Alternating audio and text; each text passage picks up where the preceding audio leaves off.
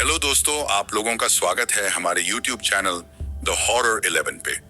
अगर आपको horror story सुनना पसंद है, अगर आप चाहते हैं कि आपको ऐसी डरावनी हॉरर स्टोरी जल्द से जल्द मिलती रहे, तो आप इस चैनल को सब्सक्राइब कर सकते हैं। आज की कहानी एक बस ड्राइवर की है, जिनका नाम रमेश है।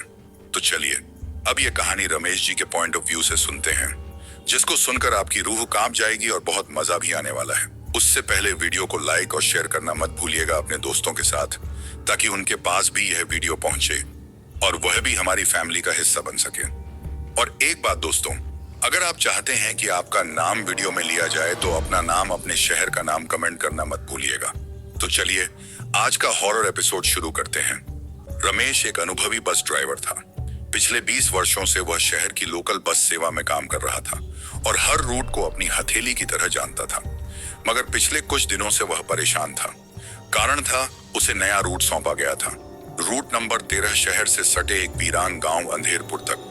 यह रूट पहले किसी और के पास था, लेकिन कुछ अजीब घटनाओं के बाद कोई भी ड्राइवर उस पर ड्यूटी करना नहीं चाहता था। उस रात रमेश की ड्यूटी थी रात 11:45 की अंतिम बस, जो शहर से अंधेरपुर तक जाती थी। वह बस डिपो पहुंचा और वहां एक अजीब सन्नाटा पसरा हुआ था। आमतौर पर इतनी रात में भी कुछ लोग होते थे, सफाई कर्मी, मैकेनिक, गार्ड, लेकिन उस दिन सब गायब थे। बस के पास बस एक बूढ़ा मैकेनिक खड़ा था, जो बस की तरफ बिना पलक झपकाए देख रहा था। रमेश ने हल्के अंदाज में पूछा, क्या बात है चाचा, कोई दिक्कत है? बूढ़ा बिना मुस्कुराए बोला, इस बस को आज मत चलाओ बेटा, रूट नंबर 13 है। रमेश हंस पड़ा, अरे डर तो मुझे अंधेरे से भी नहीं लगता, भूत प्रेत का क्या करेगा? बूढ़े ने कुछ नहीं कहा, बस उसकी आंखें और गहरी हो गईं। रमेश ने बस स्टार्ट की, इंजन गुर्राया, मगर जैसे ही उसने स्टीयरिंग पकड़ा, उसे हल्का झटका सा लगा, मानो किसी ने पीछे से पकड़ लिया हो। उसने मुड़कर देखा, कोई नहीं था। उसने खुद को समझाया, थकान होगी शायद। बस धीरे धीरे स्टैंड से बाहर निकली और शहर की सड़कों पर दौड़ने लगी। बस में कुल 4 सवारियां थीं, एक बूढ़ा आदमी, एक कॉलेज का लड़का, एक महिला जिसके साथ बच्चा था, और आखिरी में एक औरत जो सफेद साड़ी में थी, उसका सिर झुका हुआ था। रमेश को अजीब सा लगा। बाकी सवारियों ने टिकट लिया, लेकिन वह औरत बिना बोले चुपचाप पीछे की सीट पर जा बैठी। रमेश ने एक बार पीछे मुड़कर देखा, वह एकदम स्थिर बैठी थी, कोई हरकत नहीं। रात का समय था, सड़कें सुनसान थीं और अब बस शुरू हो चुकी थी, उस रूट पर जहां से कोई लौट कर नहीं आता। रमेश की बस शहर की जगमगाती सड़कों से धीरे धीरे बाहर निकल रही थी। रात का सन्नाटा, खाली सड़कें और दूर से आती कुत्तों की भौंकने की आवाज, माहौल पहले से ही अजीब था। रमेश ने मिरर में पीछे की सवारियों को देखा। 3 लोग चुपचाप बैठे थे, जबकि सफेद साड़ी वाली औरत अब भी सिर झुकाई थी। न उसने टिकट लिया, न ही कोई हरकत की। रमेश ने हल्के स्वर में कंडक्टर से पूछा, उस आखिरी वाली सवारी से टिकट लिया? कंडक्टर बोला, सर वो तो जैसे तैसे चढ़ गई, कुछ बोली ही नहीं, डर लग रहा है थोड़ा। रमेश ने उसे डांटा, ऐसी बातों से डर लगता है? अपना काम करो। बस अब शहर की सीमा पार कर चुकी थी। अंधेरे की चादर सब कुछ ढक चुकी थी। दाईं ओर जंगल, बाईं ओर खाई और बीच में पतली सड़क, जो अंधेरपुर तक जाती थी। रमेश ने रेडियो ऑन किया, मगर उसमें से सिर्फ खरखराहट की आवाज आई, जैसे कोई पुरानी रिकॉर्डिंग हो जो अब बिगड़ चुकी हो। अचानक उसमें से एक औरत की चीख सुनाई दी, तेज, भयानक और दर्द से भरी। रमेश ने घबराकर रेडियो बंद कर दिया। उसे अब अजीब सा महसूस हो रहा था। उसने पीछे मिरर में देखा, सफेद साड़ी वाली औरत अब सिर उठाकर बस की छत की ओर देख रही थी। उसकी आंखें खाली थीं, बिना पलक झपकाए। रमेश की रूह कांप गई। कंडक्टर चुपचाप सीट पर बैठ गया। वह भी समझ गया था कि कुछ गड़बड़ है। तभी एक औरत की आवाज सुनाई दी, ये बस कहां जा रही है? रमेश ने देखा, वह वही सवारी थी जो बच्चे के साथ बैठी थी। रमेश ने जवाब दिया, अंधेरपुर जैसा टिकट पर लिखा है, मगर रास्ता तो ये नहीं है, मैं रोज इस रूट पर जाती हूँ, महिला बोली। रमेश ने झटका खाया। उसने जीपीएस चेक किया, स्क्रीन ब्लैंक थी, मानो नेटवर्क गायब हो गया हो। वो घबरा गया, क्या वो किसी गलत रास्ते पर आ गया था? अचानक सामने एक बूढ़ा आदमी रास्ते में खड़ा दिखा। रमेश ने ब्रेक मारे, बस रुक गई। लेकिन जब बाहर निकलकर देखा, वहां कोई नहीं था। रमेश अंदर आया। पीछे देखा, कॉलेज का लड़का अब सीट पर नहीं था। वो लड़का कहाँ गया? रमेश ने पूछा। कंडक्टर बोला, अभी तो था, शायद नीचे उतर गया। रमेश को यकीन था बस रुकी ही नहीं थी। अब बस में बची थी एक महिला अपने बच्चे के साथ, वह सफेद साड़ी वाली औरत, इश, और अंधेरे में छिपा कोई अनजान डर। रमेश की आंखें बार बार रियर व्यू मिरर की ओर जा रही थीं। सफेद साड़ी में बैठी औरत अब भी एकदम स्थिर थी। उसकी गर्दन हल्की टेढ़ी थी, जैसे हड्डियां टूट चुकी हों। रमेश ने एक गहरी सांस ली और बस को फिर से चलाना शुरू किया। रात अब और गहरी हो चली थी और रास्ता पूरी तरह सुनसान। उसने जीपीएस को फिर से ऑन करने की कोशिश की, लेकिन स्क्रीन में अजीब सी स्टैटिक लाइंस आ रही थीं, जैसे कोई टूटी फूटी वीडियो। अचानक उसमें एक पल के लिए एक चेहरा दिखा, झुलसा हुआ और आंखें गड्ढों जैसी काली। रमेश चौंक गया। उसने तुरंत फोन बंद कर दिया। अब सामने एक चौराहा आया। दो रास्ते थे। एक सीधा जाता था जो वह रोज अपनाता था, दूसरा एक टूटी फूटी पगडंडी जैसा जो नक्शे में नहीं था। रमेश ने ब्रेक मारे और सोच में पड़ गया। पीछे से आवाज आई, बाइं ले लो। आवाज बेहद धीमी मगर भारी और गूंजदार थी। रमेश ने मिरर में देखा, सफेद साड़ी वाली औरत सिर उठाकर उसकी ओर देख रही थी। उसकी मुस्कान कटी फटी थी और उसके होंठों से खून रिस रहा था। कंडक्टर ने कांपते हुए कहा, सर, ये रास्ता सही नहीं लग रहा, सीधा चलते हैं। पर रमेश जाने क्यों उस आवाज के वश में आ गया और बस को बाईं ओर मोड़ दिया। जैसे ही बस उस रास्ते पर मुड़ी, बाहर की दुनिया बदल गई। सड़कों पर कोहरा छा गया। पेड़ टेढ़े मेढ़े दिखने लगे। सड़क अब पक्की नहीं थी, वह कंकड़ पत्थरों से बनी हुई थी और बीच बीच में गड्ढे थे। बस अब धीमी रफ्तार से आगे बढ़ रही थी। बाहर से अजीब सी आवाजें आ रही थीं, कभी रोने की, कभी हंसी की और कभी किसी के खुरों की आवाज, जैसे कोई जानवर पीछा कर रहा हो। अचानक एक झटका लगा और बस रुक गई। रमेश उतरा तो देखा एक लड़की बीच रास्ते में खड़ी थी। चेहरा ढका हुआ था। उसने पूछा, तुम यहाँ क्या कर रही हो? लड़की ने धीरे से सिर उठाया। उसकी आंखों से खून बह रहा था और गले में रस्सी लिपटी थी। तुम भी मुझ जैसे हो, मौत के सफर पर निकले हो, उसने धीमे स्वर में कहा। रमेश डर के मारे भागकर बस में चढ़ गया और दरवाजा बंद कर लिया। बस में वापस आते ही उसने देखा महिला और उसका बच्चा अब गायब थे। पीछे सिर्फ वही औरत बची थी, सफेद साड़ी में। अब तुम अकेले हो रमेश, वह बोली। रमेश कांपने लगा। तुम्हारा मोड़ गलत नहीं था, तुम्हारा वक्त आ गया है। बस अब उस सुनसान रास्ते पर धीरे धीरे रेंग रही थी। बाहर का कोहरा और घना हो चुका था। रमेश को अब यह समझ में आने लगा था कि वह एक ऐसे रास्ते पर जा चुका है जहां से लौटना आसान नहीं। उसने एक बार फिर पीछे देखा। वह महिला और उसका बच्चा अब बस में नहीं थे। केवल वही सफेद साड़ी वाली औरत बची थी, लेकिन अब वह भी सीट से उठ चुकी थी। वह बस के बीच में खड़ी थी। रमेश ने डरते हुए पूछा, बाकी सवारियां कहां गई? वह औरत एकदम धीमे स्वर में बोली, वे अपने गंतव्य पर पहुंच चुकी हैं। क्या मतलब? रमेश ने डरा हुआ पूछा। तुम भी पहुंचोगे समय आने पर। रमेश ने घबराकर एक्सीलेटर दबाया। बस अब तेजी से आगे बढ़ने लगी, मगर जितनी तेज वह चलाता, रास्ता उतना ही लंबा लगता। ऐसा लग रहा था कि वह एक ही जगह पर गोल गोल घूम रहा हो। तभी अचानक सामने वही बूढ़ा आदमी खड़ा दिखा जो पहले बस में था। रमेश चौंका। उसे लगा वह तो पहले ही गायब हो चुका था। बूढ़ा हाथ हिला रहा था। रमेश ने गाड़ी रोकी। जैसे ही वह दरवाजा खोलने गया, बूढ़ा चीखा, मत खोलना, वह औरत तुम्हें मार देगी, ये बस अब तुम्हारी नहीं है। अचानक हवा का झोंका आया और बूढ़ा गायब हो गया। रमेश का सिर चकरा गया। वह सीट पर बैठ गया और सामने देखा ड्राइविंग पैनल पर खून के निशान थे। हैंडल चिपचिपा था, मानो किसी ने अभी अभी खून से पकड़ा हो। तभी सफेद साड़ी वाली औरत धीरे धीरे रमेश की सीट की तरफ बढ़ने लगी। उसका चेहरा अब पूरी तरह सड़ा हुआ था, आंखें गड्ढों जैसी और होंठों पर अजीब सी मुस्कान। तुम भूल गए रमेश, उसने कहा। क्या? तुम ही थे जिसने हमें मारा था 10 साल पहले इसी बस में। रमेश के दिमाग में अंधेरा छा गया। उसकी सांसें तेज चलने लगीं। उसने याद करने की कोशिश की, पर सब धुंधला था। तभी बस का हॉर्न खुद ब खुद बजने लगा। हेडलाइट्स टिमटिमाने लगी और रेडियो फिर चालू हो गया। उसमें से फिर वही औरत की चीख सुनाई दी।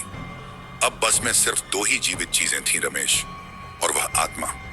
रमेश की सांसें अब उखड़ने लगी थीं। जो सफर सिर्फ एक रूट माना था, वह अब किसी भूतिया धंधे में बदल चुका था। सफेद साड़ी वाली औरत धीरे धीरे उसके करीब आ रही थी। और बार बार कह रही थी, तुमने हमें मारा रमेश, तुमने ही। रमेश ने आंखें भींच ली और चीखते हुए बोला, नहीं, मैं किसी को नहीं जानता, मैंने किसी को नहीं मारा।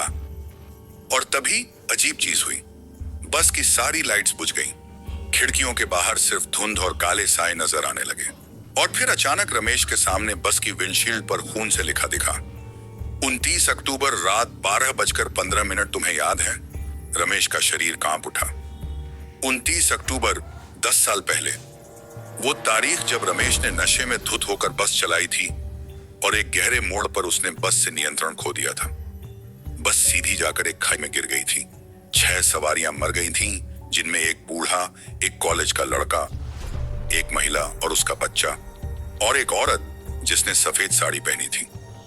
रमेश ने हादसे के बाद झूठी गवाही दी थी कि ब्रेक फेल हो गया था और खुद को बचा लिया था।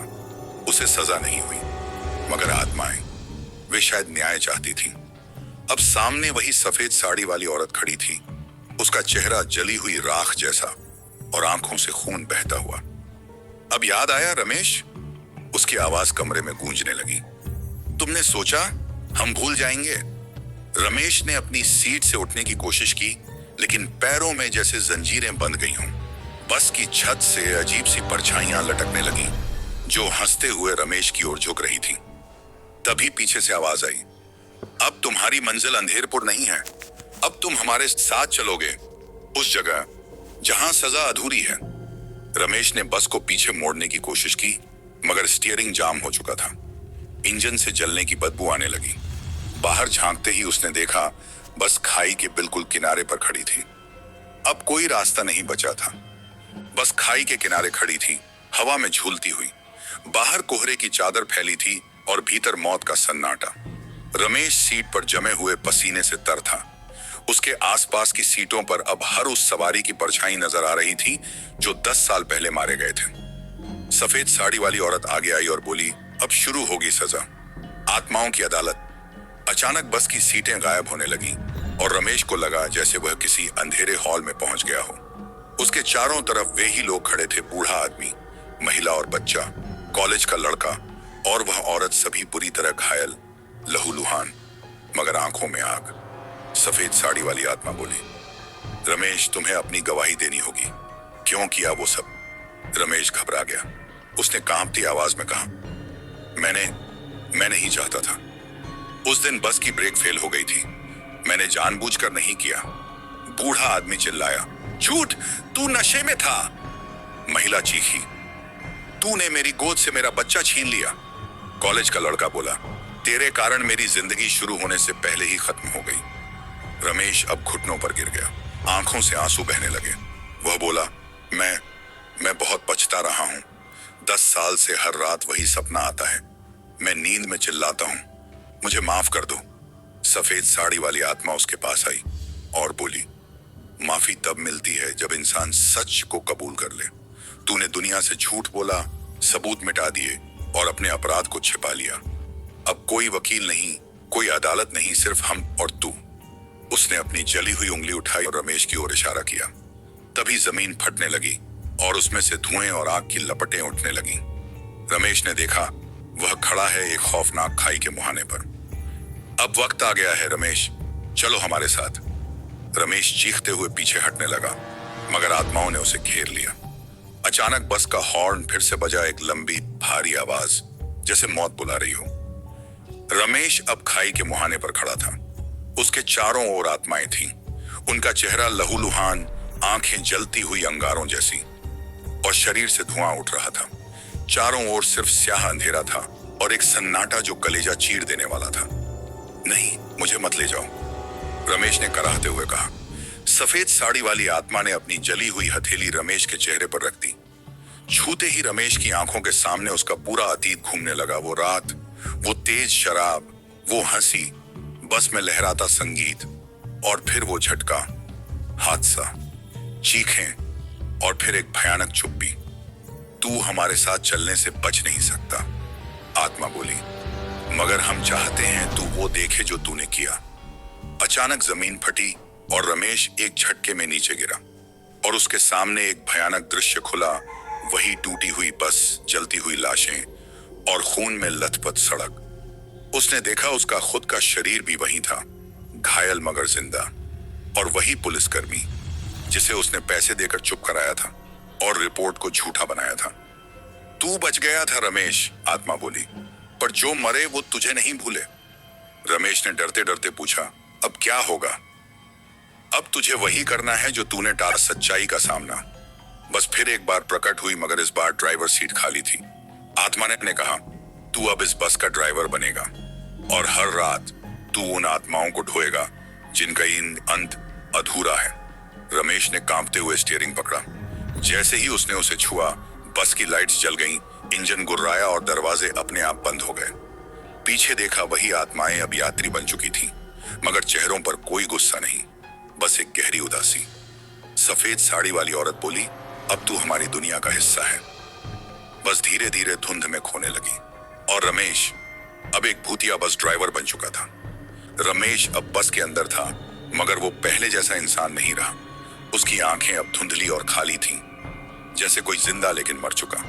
बस धीरे धीरे उस पुराने सुनसान रास्ते पर चलने लगी, जहां अब कोहरा इतना घना था कि सामने कुछ भी दिख नहीं रहा था। अंदर की सीटों पर वही आत्माएं बैठी थीं, जिनके लिए रमेश को हजारों बार सफर करना था। हर रात, हर मोड़ पर बस रुकती और वे आत्माएं एक एक कर उस दिन के दर्दनाक हादसे की कहानी बताती। रमेश को सब सुनना होता, उनकी पीड़ा, उनका इंतजार, उनका रोना। कभी कभी वह खुद भी उनकी आवाजें सुनता, बच्चों की हंसी जो अब खामोशी में बदल चुकी थी, मां की पुकार जो कभी खत्म नहीं हुई। रमेश के दिल में अब एक नई आग जल रही थी, पछतावे की और शायद किसी दिन माफी पाने की। लेकिन अब बस एक जादुई बंधन में बंध चुकी थी। उसका एक भी यात्री न छोड़ा जा सकता था, न छोड़ने का रास्ता। रमेश ने धीरे धीरे समझा कि वह बस का ड्राइवर तो है ही, साथ ही अब वह इस अधूरी सवारी का संरक्षक भी था, जो खुद एक भूत बन चुका था। उसने एक दिन खुद से पूछा, क्या मैं कभी इस भटकती आत्मा से आजाद हो पाऊंगा?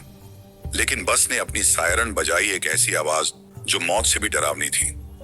और रमेश जान गया, यह सफर कभी खत्म नहीं होगा। रमेश बस चला रहा था, मगर अब वह खुद एक साया सा हो चुका था। हर रात उसे वो घटनाएं याद आती, वो हादसा, वो चीखें और वो आत्माएं जो हर मोड़ पर उसे रोकती।